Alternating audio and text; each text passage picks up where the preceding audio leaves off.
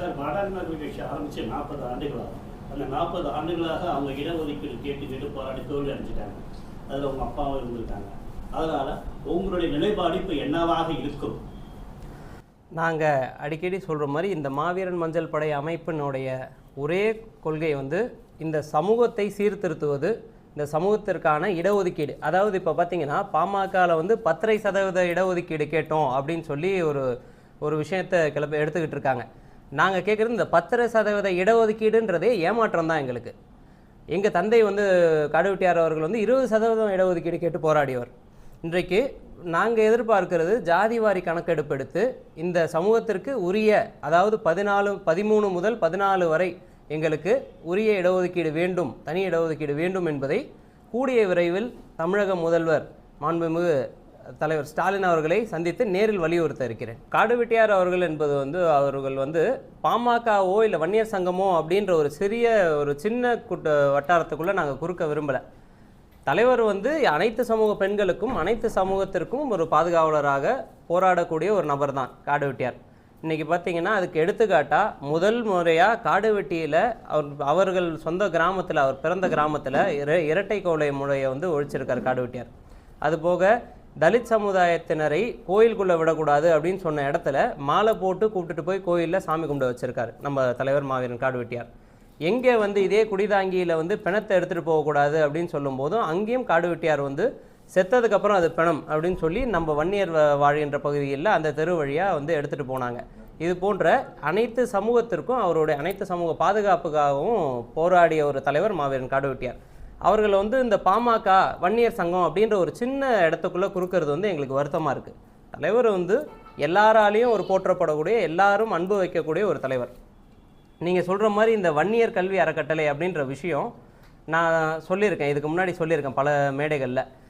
காடுவெட்டியிலிருந்து பல 100 இளைஞர்களை கொண்டு, பல வாகனங்களை கொண்டு அங்கே பல மாதங்கள் இருந்து அவர்களுடைய உழைப்பை எடுத்து அந்த இடத்தை உருவாக்கி பல வன்னியர் சமூக இளைஞர்களிடம் பணம் திரட்டி ஒவ்வொருத்தரும் ஒரு செங்கலாக கொடுத்து கட்டப்பட்ட இந்த காலேஜில் இன்றைக்கி நம்ம சமூக இளைஞர்களுக்கு ஒருத்தருக்கும் 80,000லேருந்து 1 லட்சம் டொனேஷன், சொந்த சீட்டு. நீங்கள் என்ன கேட்குறாங்க, இன்றைக்கி பாமகவில் இருக்கிற, அதாவது அன்புமணி அவர்களுடைய தலைமையில் இருக்கிற பாமக நிர்வாகிகள் எல்லாரும் கேட்குறது என்னென்னா, இடஒதுக்கீடுக்கு எதிராக இருக்காங்க திமுக, அவர்களை வந்து அழைத்து வந்து நீங்கள் செல்ல திறந்துட்டீங்க, அவர்களை வந்து அழைத்து நீங்கள் மரியாதை செய்ய வச்சுட்டீங்க அப்படின்னு.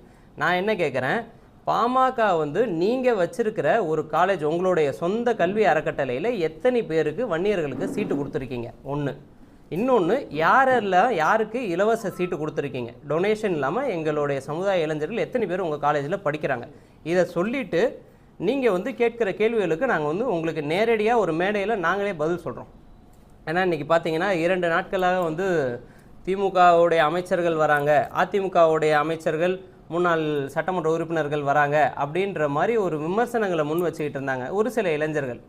அவர்களுக்கு நான் வந்து ஒரு சில விஷயங்கள் சொல்லிக்கொள்ள விரும்புகிறேன். இது வந்து முழுக்க உங்களுடைய கட்சி நிர்வாகிகள் தேவையில்லாமல் உங்களை ஒரு அரசியல் புரிதல் இல்லாமல் ஒரு இளைஞர்களை தவறான வழியில் சித்தரிக்கிறாங்க, எடுத்துகிட்டு போயிட்டுருக்காங்க. அதாவது இன்றைக்கி இடஒதுக்கீடுன்னு சொன்னால் இந்த இடஒதுக்கீடுக்காக திமுக என்ன செஞ்சது, அதிமுக என்ன செஞ்சதுன்றதை தாண்டி பாமக உண்மையிலே என்ன செஞ்சது? இதுதான் என்னுடைய கேள்வி இந்த இடத்துல. பாமகவில் வழக்கறிஞர் பாலு அவர்கள் இருக்கார். இன்றைக்கி இந்த வழக்கு தொடர்க்கும் இந்த திமுக இடஒதுக்கீடு வழக்கில் முக்கிய ஒரு நிர்வாகி அவர் பாலு அவர்கள் வந்து உச்சநீதிமன்றம் வரைக்கும் சென்றிருக்காரு. அவர் வந்து சரியான ஆவணங்கள் அங்கே கொடுக்காம, அவருடைய வேலையை சரியாக செய்யாமல் இந்த வழக்கில் பல மாற்றங்கள் நடந்தது, எல்லாருக்கும் தெரிஞ்ச விஷயம். ஆனால் இன்றைக்கி நேத்தி அவருடைய பதிவு ஒன்று போட்டிருக்காரு, திமுக வந்து இடஒதுக்கீடுக்கு எதிராக இருக்காங்க, அவங்கள வந்து நீங்கள் தலைவருடைய இடத்துக்கு வர வச்சுருக்கீங்க அப்படின்னு சொல்லி பாலு அவர்கள் வந்து ஒரு பதிவு போட்டிருக்காரு. நான் என்ன கேட்குறேன், நீங்கள் உங்களுடைய வேலையை சரியாக செஞ்சுருந்தா இன்றைக்கி இடஒதுக்கீடு என்றைக்கும் நமக்கு கிடச்சிருக்கும். அதனால் வழக்கறிஞராகவும் உங்களுடைய வேலையை நீங்கள் சரியாக செய்யலை, ஒரு அரசியல்வாதியாகவும் வந்து ஜெயங்கொண்டம் சட்டமன்ற தேர்தலில் நீங்கள் போட்டியிட்டீங்க, உங்களை தோல்வி அடைய செஞ்சது மாவீரன் மஞ்சள் படையும் சரி திமுகவும் சரி இந்த தோல்வி அடைய சொல்லி வீட்டுக்கு அனுப்பிச்சி விட்டோம், அது வேறு கதை. உங்களால் அரசியல் ரீதியாகவும் வந்து மக்கள் உங்களை ஏற்றுக்கலை, உங்களுடைய வேலையவும் நீங்கள் ஒழுங்காக செய்யலைன்னும் போது நீங்கள் வந்து பிறரை குறை சொல்கிறதுக்கு நீங்கள் ஏற்புடையவர்களாக இருக்க முடியாது. செய்திகளை உடனுக்குடனும் துல்லியமாகவும் தெரிந்து கொள்ள சப்ஸ்கிரைப் பண்ணுங்கள்.